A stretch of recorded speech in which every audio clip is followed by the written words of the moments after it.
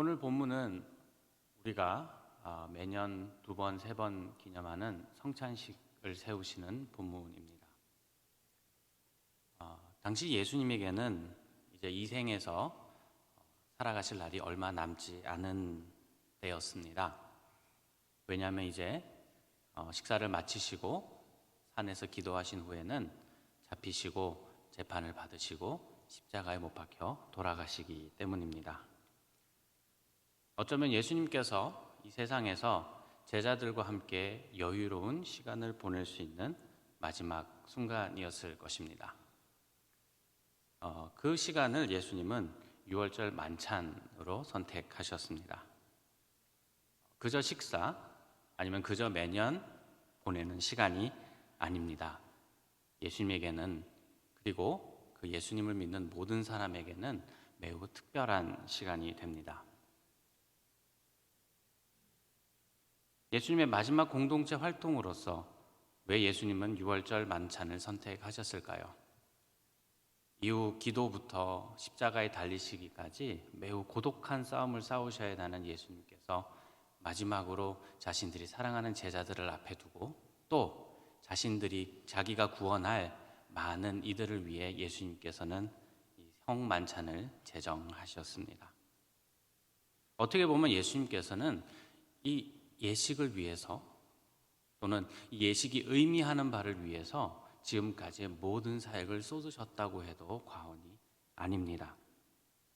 왜냐하면 이 유월절 만찬은 그저 또 한 번의 식사가 아니라 그 옛날 이스라엘 민족이 치렀던 유월절 식사가 그랬던 것처럼 이 만찬은 예수님의 피로 세운 새로운 언약과 모든 그리스도인들의 정체성을 확립하는 시간이기 때문입니다. 그리스도인들은 도대체 누구지? 그 사람들은 무엇을 바라보고 살지? 무엇을 목표로 사는 사람들인가? 또 그들은 도대체 무엇으로 매일매일을 살아가는가를 예수님은 이 성만찬을 통해서 가르쳐 주십니다. 먼저 성만찬은 의식입니다. 어떤 특별한 예식입니다. 이 예식이나 의식은 우리 문화에 있어서 특별한 기억을 하게 하거나 아니면 이 예식을 통해서 그 예식에 참여한 사람들에게 특별한 정체성을 부여합니다. 결혼식이 그렇고요, 기념식이 그렇고요, 졸업식이 그렇고요, 입학식이 그렇고요. 그렇다면 예수님께서 이 성만찬을 통해서 어떤 정체성을 우리에게 주고자 하셨는가? 그것을 알기 위해서는 먼저 유월절 만찬이 무엇이었는가를 생각할 필요가 있습니다. 유월절 만찬은 애굽에서 종살이하던 이스라엘 민족을 하나님께서 구원해 내신 사건을 기억하게 합니다. 특히 애굽의 장자들을 치실 때에 이스라엘의 장자들이 죽지 않았습니다. 그 이유는 그들이 하나님의 말씀대로 어린 양의 피를 문설주에 발랐기 때문입니다. 그래서 유월절 만찬을 할 때마다 그들이 기억했던 것은 어린 양의 피를 통해서 우리 장자가 살았다라는 것을 기억하는 것이고, 동시에 그것뿐만이 아니라 10가지 재앙과 그 모든 기적들을 통해서 하나님께서 이스라엘 민족을 더 이상 노예가 아니라 하나님의 고귀한 백성으로 만들어 주셨다는 사실을 기억하는 것입니다. 무엇이 그들을 구원했는가? 바로 어린 양의 피, 대속의 피였던 것입니다. 우리는 똑같이 그 하나님의 역사를 통해서 구원받은 백성이라는 자신들의 정체성을 그 의식을 통해서 알았던 것입니다. 그렇다면 우리는 성찬식을 통해서 무엇을 알게 되나요? 바로 궁극의 대속, 우리를 대신하여 죽으신 예수님을 통해서 우리는 구원받았다라는 사실을 성찬식을 통해서 우리는 다시 한번 기억하는 것입니다. 그 성찬에 참여하는 모든 사람들은 그 사람이 부자든 가난한 자든 많이 배운 자든 적게 배운 자든 그 사람이 어떤 출신이든지 간에 똑같은 정체성을 가집니다. 무엇인가요? 하나님의 아들 예수 그리스도의 피로 구원받은 사람들이라는 사실입니다. 동시에 그 구원이 단순히 짐승의 피처럼 불완전한 구원이 아니라 하나님의 아들의 피로 세워진 영원하고 확실한 구원이라는 사실도 우리는 배우게 됩니다. 오늘 예수님의 말씀처럼 예수님의 피로 세운 언약, 깨어지지 않고 영원하며 확실한 언약입니다. 이스라엘 역사를 대대로 기억해 보면 언제나 그들은 하나님의 언약을 깨뜨린 사람들이었습니다. 그러나 이제 예수님의 피로 세워진 언약은 결코 깨어지지 않습니다. 그래서 우리는 우리의 정체성을 다시 한번 확인할 수 있습니다. 우리는 누구입니까? 우리는 예수님께서 자신의 죽으심과 부활하심을 통해 영원하고 확실한 구원을 준 사람들입니다. 다음으로 이런 의식과 예식을 통해서 우리는 무엇을 하게 되나요? 기억하게 됩니다. 무엇을 기억하게 될까요? 우리가 이 만찬에 참여하는 것을 통해서 무엇을 기억하게 되는 것일까요? 먼저는 예수님의 고난입니다. 예수님의 죽으심 안에는 예수님의 고난이 들어 있습니다. 그리고 그 고난은 예수님이 받으셔야 했던 고난이 아니라 우리의 죄로 인하여 받으셔야 했던 하나님의 진노의 고난입니다. 예수님께서 우리를 대신하여 고난을 받으셨다. 우리를 위해 죽으셨다. 그것을 기억할 때에 우리는 다시 한번 평안을 누릴 수 있습니다. 왜냐하면 더 이상 죽음이 우리를 지배하지 않다는 사실을 우리는 알게 되기 때문입니다. 하나님의 진노가 더 이상 우리에게 임하지 않습니다. 왜냐하면 예수님께서 대신 받으셨기 때문입니다. 둘째로 예수님의 죽으심 안에는 예수님의 부활이 담겨 있습니다. 예수님의 부활을 바라보면서 이제 우리는 이 생의 복락이 아니라 예수님과 함께 살아가는 그 천국의 삶을 소망할 수 있게 됩니다. 더 이상 죽어서 없어져야 되는 인간의 유한한 삶이 아니라 고난 속에서 그저 고생하다 가는 인간의 삶이 아니라 하나님과 함께 살아가는 그 영생의 삶을 우리는 바라볼 수 있게 되는 것입니다. 그리고 세 번째로는 바로 예수님께서 보여주신 삶의 모범을 우리는 또 기억할 수 있습니다. 예수님의 피로 구원받은 하나님의 백성들은 과연 무엇으로 어떻게 살아야 하는가라는 그 질문에 우리는 이렇게 대답할 수 있습니다. 예수님이 걸으셨던 그 십자가의 길을 우리도 따라간다라고 이야기하는 것입니다.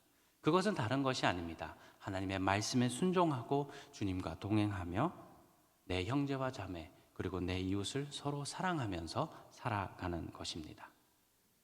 그래서 우리는 여기서 이렇게 적용을 할 수 있겠습니다. 예수님의 죽으심을 보면서 예수님의 고난을 보면서 우리는 무엇을 기억할 수 있을까요? 어떻게 우리의 삶에 적용할 수 있을까요? 내가 지금 사는 삶이 아무리 힘들고 어려울지라도 내 죄의 결과가 아무리 크고 두려울지라도 주께서 우리의 고난을 모두 가져가셨으니 나는 이 고난을 견딜 수 있다라는 힘을 얻을 수 있습니다. 왜냐하면 그 우리가 겪는 고난이 아무리 무섭고 두렵고 괴로울지라도 하나님의 진노보다는 두렵지 않습니다. 하나님이 내리시는 그 진노의 잠보다는 무섭고 두렵고 떨리지 않습니다. 그렇게 비록 오늘 우리의 삶이 어렵고 힘들지라도 우리는 오늘의 고난을 이겨낼 수 있는 힘을 십자가에서 발견할 수 있습니다. 두 번째는 우리가 이 생의 복락에 집착하지 않을 수 있는 대범함을 배울 수 있습니다.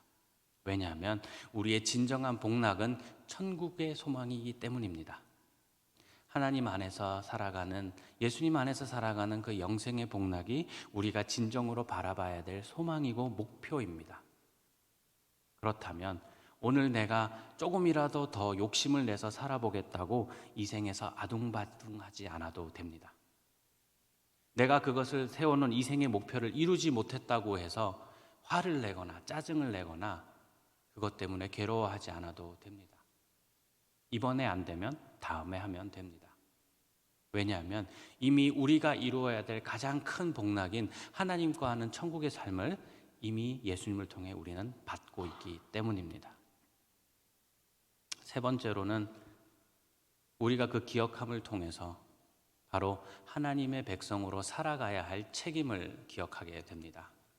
그저 구원받았다고 멋대로 살 것이냐, 나는 구원받았으니까 됐느냐가 아니라 하나님의 백성으로서 나는 어떻게 더 멋지게 살아갈 것인가에 대한 깨달음을 얻게 되는 것입니다. 그것은 무엇인가요? 예수님처럼 이 세상을 살아가는 것입니다. 더 예수님의 닮은 모습으로 이 세상을 살아가야 할 책임을 우리는 예수님의 성만찬에 참여하면서 배우는 것입니다. 성찬식을 통해서 우리는 이런 사실들을 기억하고 배웁니다. 그리고 또 재밌는 점은 예수님께서 이 예식을 식사를 통해서 제정하셨다는 겁니다. 유월절 만찬도 식사였습니다. 왜 식사일까요? 먼저는 먹는다는 것은 생명을 유지하는 방법입니다. 내가 선택하는 것이 아니라 죽기 싫으면 먹어야 합니다. 우리는 이 먹는 행위를 통해서 이 예수님의 성찬에 참여하면서 먹음을 통해서 우리는 이렇게 고백하는 것입니다. 예수님이 우리의 생명입니다. 라는 사실을 고백하는 것입니다. 그리고 두 번째는 식사에는 기쁨이 있습니다. 요즘 아이들이 학교도 가지 않고 또 직장에 나가시는 분들도 다 집에 있다 보니까 우리 어머님들이 삼시세끼 밥 해 먹이는 게 너무너무 힘들다고 그런 얘기를 듣습니다. 음식을 준비하는 사람 입장에서는 참 힘든 문제인데요. 밥을 먹는 사람은 식사 때가 매번 기다려집니다. 저희 어머니도 그렇고 제가 장가를 잘 가서 저희 장모님도 음식을 참 잘하시는데 식사 때가 기다려집니다. 오늘은 무슨 반찬이 나올까? 어떤 맛있는 음식이 나를 기다리고 있을까 하는 그런 기다림과 설렘이 있습니다. 그리고 그 식사에 참여하면서 기쁨을 누리는 것이죠. 그러니까 우리는 성찬을 통해서 무엇을 배울 수 있나요? 바로 예수님 안에 우리의 진정한 즐거움과 기쁨이 있다는 사실을 배우게 되는 것입니다. 그리고 그 안에서 우리는 또 하나 사실도 깨닫게 됩니다. 바로 이 식사 시간이 진정한 즐거움이 되기 위해서는 함께하는 사람이 내가 사랑하는 사람이고 내가 함께하기를 기뻐하는 사람이어야 한다는 겁니다. 그를 통해서 우리는 배웁니다. 이제 하나님이 더 이상 두렵고 무서운 존재가 아니라 나를 사랑하시는 아버지요, 나를 인도하시는 주님이라는 사실을 다시 한번 생각하게 됩니다. 하나님은 두려운 존재이셔야 합니다. 왜냐하면 우리는 다 죄인이니까요. 그런데 예수님을 통해서 우리는 하나님을 아버지로 만납니다. 나를 사랑하시는 아버지로 만납니다. 그렇게 우리는 하나님 앞에 두려움으로 나가는 것이 아니라 기쁨과 즐거움으로 나가고 그 안에서 그 참으로 이 세상이 줄 수 없는 진정한 기쁨을 누릴 수 있는 것입니다. 이 사실을 통해서 우리는 다시 한번 생각해 볼 필요가 있습니다. 그렇다면 예수님의 몸과 예수님의 피를 받아먹는 오늘 우리의 모습은 어떤 모습일까 하는 점입니다.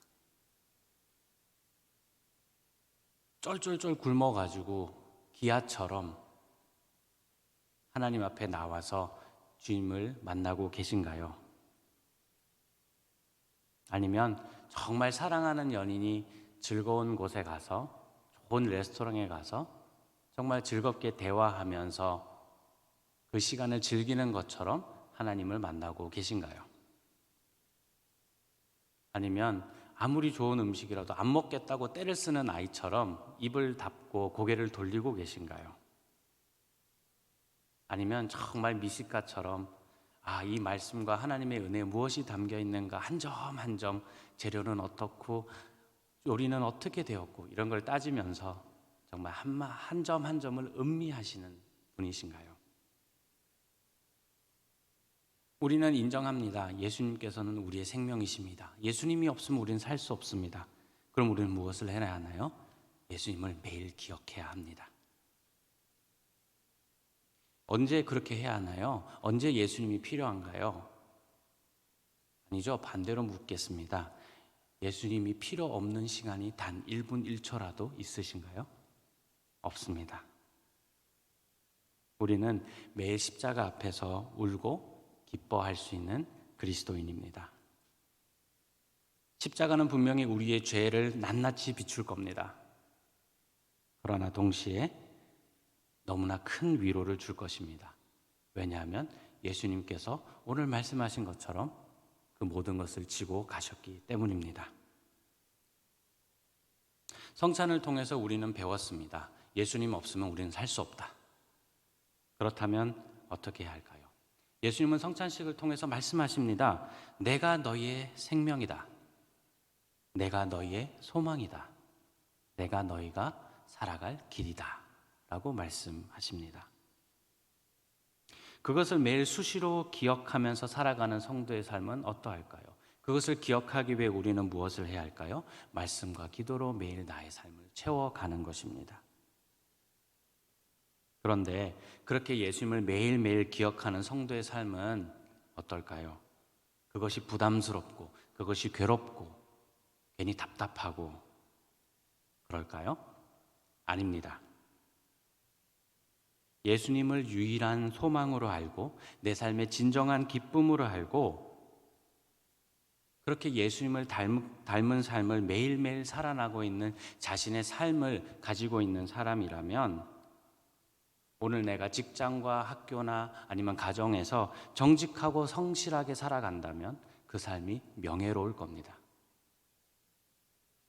나를 괴롭게 하는 상황과 나를 힘들게 하는 사람을 조금이라도 더 예수님을 닮아서 참아보겠다고 인내하는 사람이라면 그것을 수치로 여기거나 부끄럽게 여기지 아니하고 그렇게 조금이라도 더 참고 기도할 수 있는 자신의 모습을 훈장으로 여기고 자부심으로 여길 겁니다. 왜냐하면 예수님 안에서 진정한 기쁨을 발견하는 사람이기 때문입니다. 일상에서 우리는 예수님을 기억하려고 애씁니다. 화장실 안에서라도 좋습니다. 바쁜 직장 생활 중간에 하루 종일 잊어버리고 있다가 그냥 아침 저녁에 기도라도 한번 하고 가자 정도가 아니라 정말 수시로 생각날 때마다 1분이라도 1초라도 예수님을 다시 한번 기억하면서 매일매일의 삶 속에서 다시 한번 소망과 위로를 얻으시는 성도님들 되시길 축원합니다. 왜냐하면 그렇게 살아가는 삶이 정말 우리를 행복하게 하고 기쁘게 하기 때문입니다. 우리는 예수님 안에서 기쁨과 행복을 누리는 성도입니다. 매일매일 예수님을 먹고 마시십시오. 그래서 오늘 살아가고 있는 나의 삶을 더 풍성하고 아름답게 만들어 가십시오. 십자가 안에서 살아가는 삶은 고난으로 끝나지 않습니다. 오늘 제자들이 마지막으로 감람산을 향해 가면서 찬미하며 나갔다고 이야기합니다. 맞습니다. 십자가의 길은 찬미의 길입니다. 찬양하는 길입니다.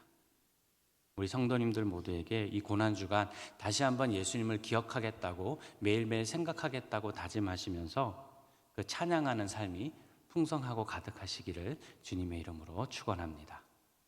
우리 말씀 생각하시면서 함께 잠시 기도하겠습니다. 주님, 매일 어느 때나 예수님을 기억하는 성도가 되게 하여 주시옵소서. 그래서 오늘의 어려움을 견디게 하여 주시고 내가 이 생에서 누릴 수 있는 복락보다 예수님과 함께 살아갈 천국을 바라보게 하여 주시옵소서. 그래서 그것을 소망으로 정말 예수님을 닮은 삶을 더 살아가게 하여 주시옵소서. 또 매일 말씀과 기도를 통해 예수님을 먹고 마시게 하여 주시옵소서. 그래서 유일한 생명이신 예수님 안에서 진정한 활기참을 가지고 이 세상을 살아갈 수 있도록 도와주시고 진정한 기쁨을 누리며 하나님과의 친밀한 교제를 경험하게 해주소서라고 함께 기도하겠습니다.